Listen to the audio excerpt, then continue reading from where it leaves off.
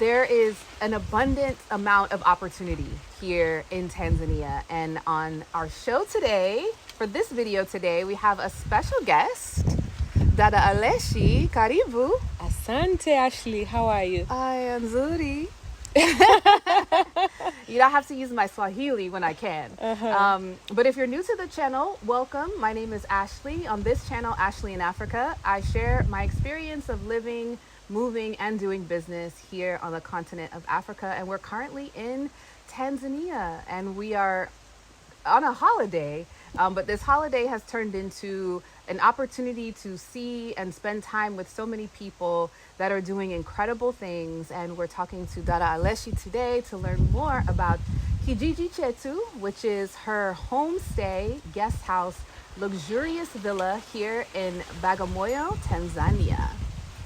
Asante. Karibu sana. Yes. Thank you, Ashley. My name is Aleshi Clara, as you just said. So we are hijii chetu. We are located in Bagamoyo, but it's very close to Dar es Salaam. So it's more Dar es Salaam than Bagamoyo. We are, we like to call ourselves luxury, but then luxury is very relative. So you will know when you come and see whether it's really luxury or it's just okay. But we like to call ourselves luxury, and we are very African-centered. We have African designs in terms of buildings.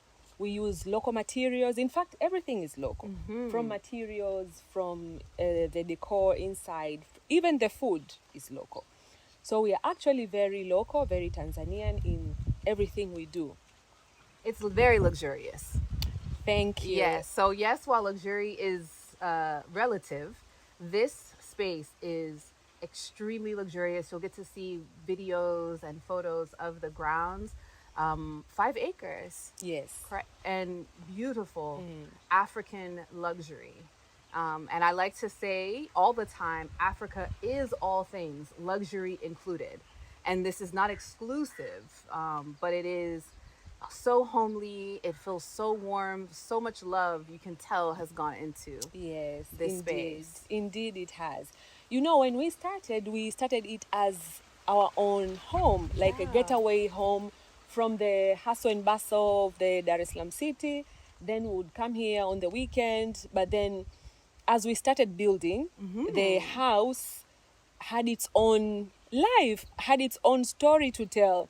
It told us what it wanted to become.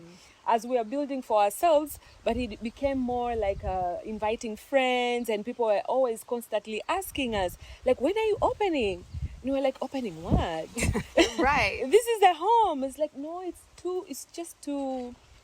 too beautiful just to be a home for you guys. You have to open it up to other people so that other people can come and enjoy and experience what you have created with love and with attention to detail, so that everybody can come and see. So thank you. I'm glad that you like it. Yes, I love it. It is so beautiful. And it's such an African way of saying, like, this is for everyone. We want to expose and share this loving space with everyone. And exactly, it's saying karibu. Yes, it is the meaning to a T of what it means to welcome people and guests into your space. So tell me, as you were building this space, how long did it take you from desire to want to get away from the city to now where we are? Well, we bought the land in 2009, but because there was no power back then, there was no running water, the roads were bad, we did not do much at the time. But when we started starting to construct 7 years ago, that's when we started construction. And as I said, there was no power, there's no water. So we did that. Wow. Bring in power, bring in water, and not only for ourselves, but also for the community that is around us. Yes, so it's been 7 years of labor, of love, And because we do it taratibu, pole pole, slowly, and there was no rush. It was like, we do things the way we feel like it's the right feel for us. Yes. So it was not considering like it wasn't commercial.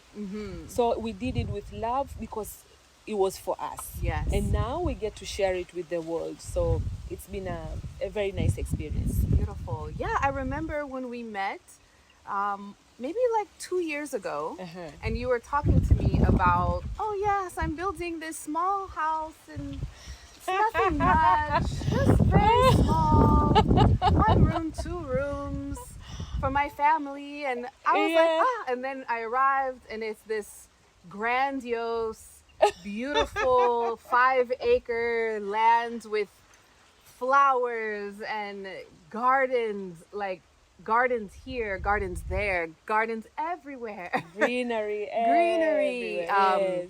The butterflies are just floating as I say that. Just a beautiful. And the chicken and the what is that, kanga? That other bird. Oh, the kanga. You can just call it. I don't know. Okay. What it's called. The chicken and kanga. What is that? I don't know. Yeah. Okay. Yes. The black birds with white spots. The white spots. Yes. Yeah, kanga. Yeah. Yeah. No, but it's been such a beautiful, and I love what you said about the intention of bringing in the electricity and the water into this space, but it also helped and supported the surrounding community. Absolutely, yeah. How big is the community where we are? How many people do you know?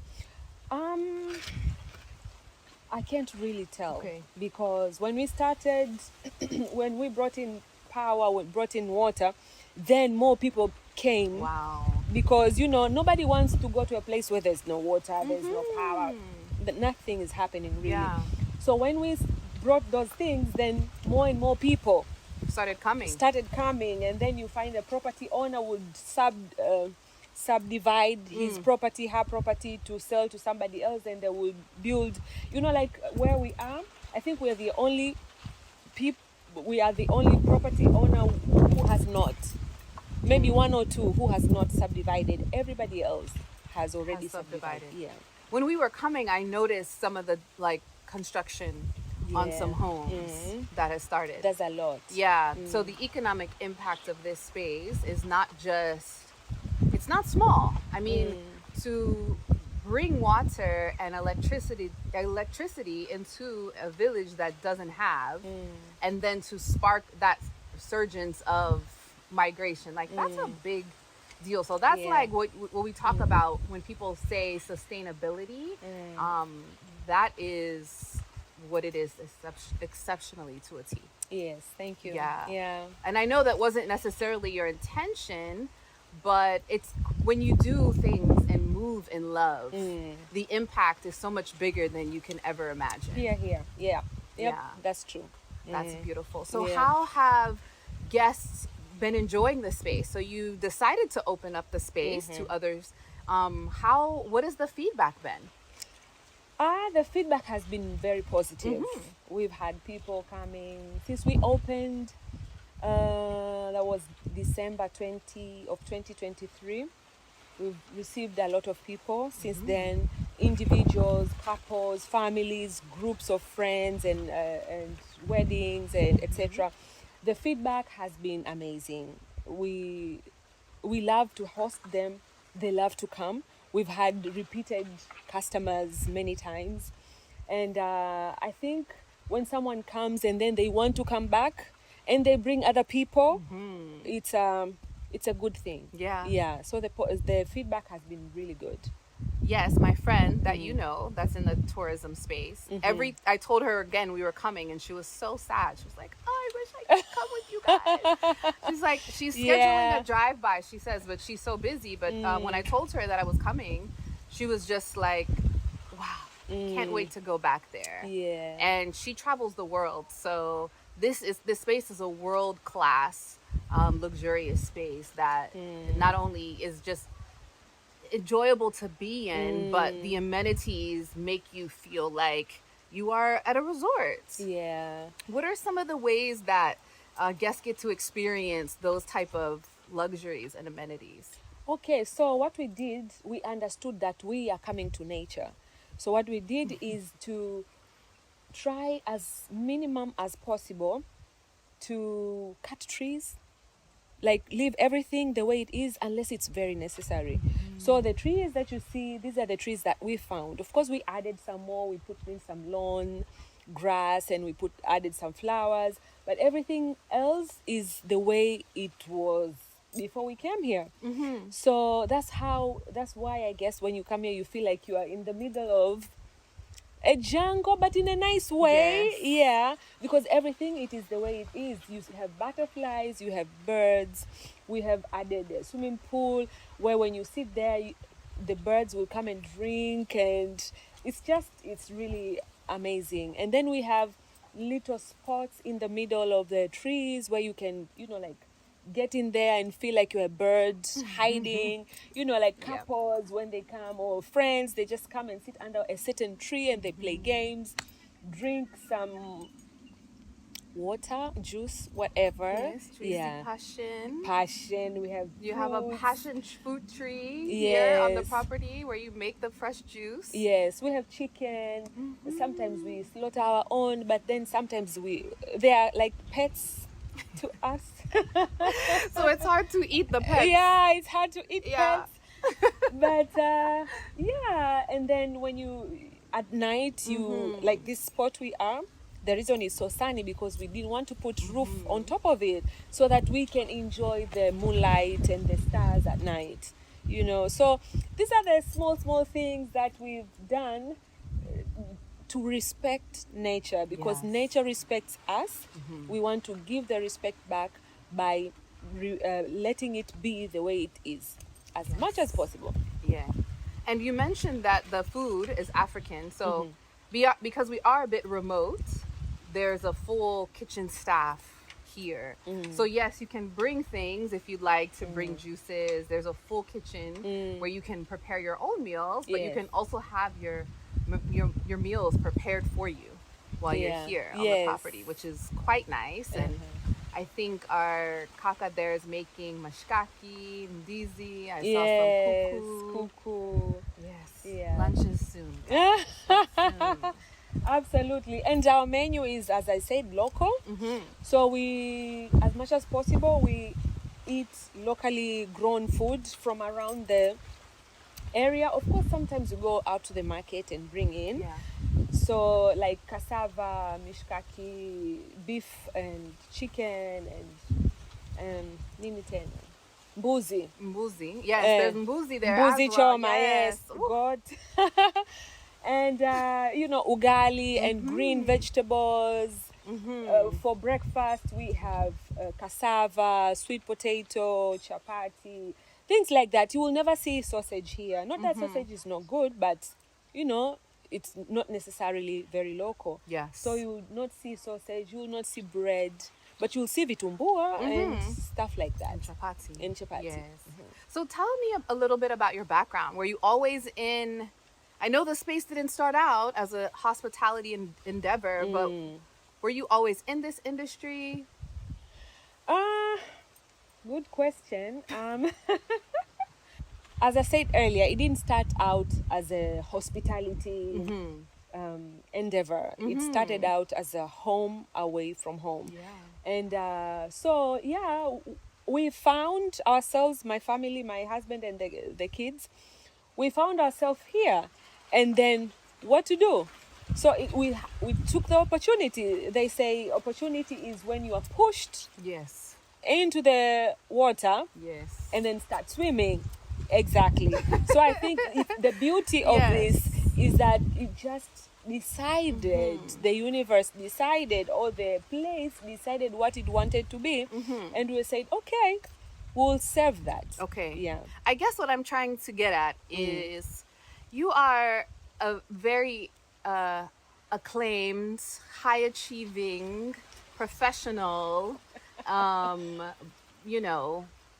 astute, academic woman. Yeah. Yes, wife, mother, So this is not, it wasn't intended ever to be a side hustle. In fact, you're still in your career, thriving in your career, and this is just something that you've decided to add on to your CV. Yes, and into your portfolio. And so for the people that are wondering and asking, like, oh, okay, so the way that home ownership is acquired here in Tanzania is cash. So everything is cash. You pay everything, you buy it, and pole, you do it slowly. So there was no rush. But essentially, this turned into something that became its own energy that decided that it wanted to welcome the world in. And so you were obedient in that and decided to take this on despite all of the other titles that you wear. Yes. So that's how we found ourselves here, and we have operated this since December of 2023, and now we are at a place where we feel there's so much more that can be done here, and us having our own separate careers, we find that we do not give it the energy or the effort or the intention of which it was meant to be. So now we said, hey, can we let's realize the potential of the place. Let's invite, the way we were obedient to invite other people into our space, then make it all of our space. Let's also invite other people into the either running of the business so that we can do this together. The operations day to day whilst you still are in your career. Yes, absolutely.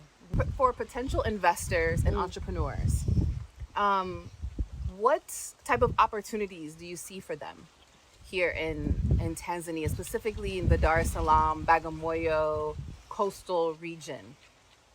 Okay, because you know coastal, so the most obvious is the beach, which is also very enticing to everybody. Water is healing, water is so hospitality industry is good. There are many opportunities, there are many investment opportunities in Tanzania and in Africa. There's also agriculture, there's trade, there's logistics. There's so many things that someone can do if they put their minds into it and effort. Because Tanzania and Africa is still a very growing, it's like a teenager of the world. You know, like if you believe in reincarnation, it was an adult and then now it's becoming again. Africa's the mother, you know, we all know that. But it's now, to your point, I love that. I've never heard it said as reincarnation, but it is. The average age on the continent is 19. So that's proper. It is a teenager that needs parenting and love, but also needs to be respected as, as an energy. Because there's so much to learn from her as well. Absolutely. So if given that, what are like, one thing that you said that is the best advice, I think, is pole. I think many people, especially coming from the US, our idea is that we must rush. Everything must happen now. It must happen now, tomorrow. It should have happened yesterday. What are maybe 3 key pieces of advice if you were giving them to an entrepreneur or an investor looking to come to Tanzania to get involved with business? What are 3 things that they need to know in order to ensure their success? Woo, that's a good one. Patience. Oh, as I said, pole. Pole means slowly. And So important. even our lifestyle is not quick, you know, and so things here happen at a pace. Not necessarily the pace that maybe people from the Western world are used to, but it's happening at a certain pace, and just trust the process. If you try to force things, push things, you may encounter some obstacles that are not necessary, but just let it flow. Go with the flow. Just be fluid. You know, be Yes. fluid. Go with the flow. Listen, watch, and have patience. Yeah. That's so good. Is that one? Yes. I think I said a lot But of things that's a in big that one. It's so big. Patience, take your time. Yes, I couldn't agree more. Yeah, believe in yourself. Believe in because yourself. there's so much to do here. So there's not one business that this is the business. No, whatever you decide to do, it can happen in Africa. It can happen in Tanzania. Everything. There's pretty much nothing that isn't needed. Absolutely. But then have that patience and have that ability to wait things out. Yeah. No rush. That's Wonderful. it. Yeah. If you could tell something to younger people, right, that are coming, including that you've said, and they maybe are dealing with not even younger people. I think one of the biggest challenges that people deal with is support from their family and friends when they decide to make such move that requires a lot of courage, a lot of patience as well. What's something that you would do to, let's say, tell that young person, but also to tell their mom as a mother, you know, to maybe inspire and encourage that child and also that mother in their endeavors to come to Tanzania? I would say to not be afraid, to just come and see. You know, you don't need to pack your bags and say, this is it. Just come, see, feel the people, feel the land, and then see if that's a cup of tea for you. And to the parents, I understand. I was at one time I stayed in America for 6 months when I was getting ready to come back, very excited, getting ready to come back. Someone said to me, "Oh, why are you going back to Africa? Why don't you stay here? You know, this is an opportunity." And she was scared of malaria. Why? I'm like, oh, I am here. Did I die? I was able to come from Tanzania to here. So I'm alive and I want to go back because there's a certain perception of the Western world about Africa, which is so untrue. And so I would say just let the young people come and let's build the country, let's build the continent together. Yes. You know, there's that African saying that a child is raised by the village. There's a whole community of people here, and when you come, you won't really feel lonely because we are a community of people that embrace our own and will take you in. So true. Yeah, absolutely. So true. And you have to be ready to receive that. Yeah. So that You is have to be also, ready. yes, that is also something that is so important as well in the process. Dada Aleshi, asante sana. Thank you, Dada Ashley. This is such a beautiful space. Thank you for welcoming us. We can't wait to show you more. But if this content resonated with you, be sure to like it, share it. We'll leave some information in the description if you're traveling and would like to schedule a visit in 2025 because they're full. They are booked and busy. But we'll leave some information below for you to plan your travels here. And until the next video, we'll see you soon.